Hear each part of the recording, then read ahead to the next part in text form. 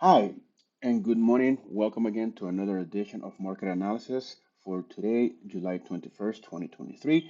I'm Giovanni Betancourt, analyst, trader, and educator with Vantage Markets. Alrighty, well then, technology stocks are staring down earnings season and a Federal Reserve decision, both of which could be sobering after riding the high of a month-long rally. Now, animal spirits and artificial intelligence helped the Nasdaq gain a third in value this year, but second quarter earnings could bring investors back to reality with Microsoft, Alphabet, Meta, and more due to report next week.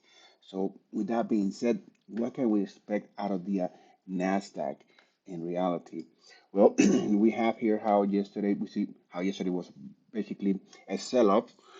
We It was expected a correction, a pullback was really expected. We have already fluctuated above 16,000 the previous day, and yesterday was just one of those days that it was time for us to take profit, take some money off the table, and that's what happened. So with that being said, so let's take a look what could we see for today's fluctuation in markets. Well, we could probably expect, obviously after making this double bottom, the market has rebounded from off this low of this double bottom, and therefore the momentum to the upside is in favor. The RSI is further away from entering overbought territory, but I'm looking at 15,800-ish as my resistance for it. Will we come back to 16,000 today? We could, but I'm just looking at it that from the way of a short-lived rally and perhaps a bit more of a sell-off will continue just to have the RSI a bit lower. So let's see if that will be the case. In question in regards to the S&P, the S&P is already entering slowly but surely entering the overbought territory, and with that impulse, we could probably contemplate 4,600 as the resistance if it comes up all this way high. So that's a short-lived trade also to the upside.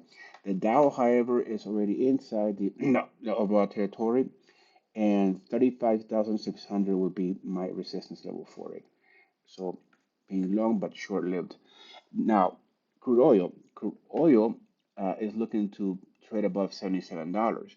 It hasn't reached it yet, but it's looking to do so.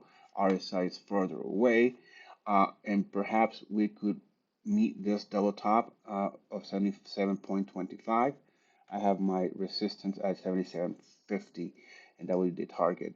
So that could be a good trade scenario if the dollar index helps, and if not, we'll see it in a minute. Then we have Nat Gas, which is trading lower today.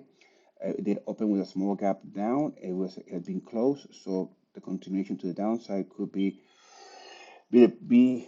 that scenario. Profit taking could also be more more of an excuse of why these are lower, this flattish session today is so far for the Nat Gas. But let's wait and see. You could probably pick up and make another attempt at reaching the high of the June 26th. Then we have gold. Gold is steadily retracing from the high of almost now reaching 2000 again, but it didn't quite get there. So it's been retreating slowly but surely. 1960 is that initial psychological support level, but mine is 1950. So let's see if that will be the case for gold.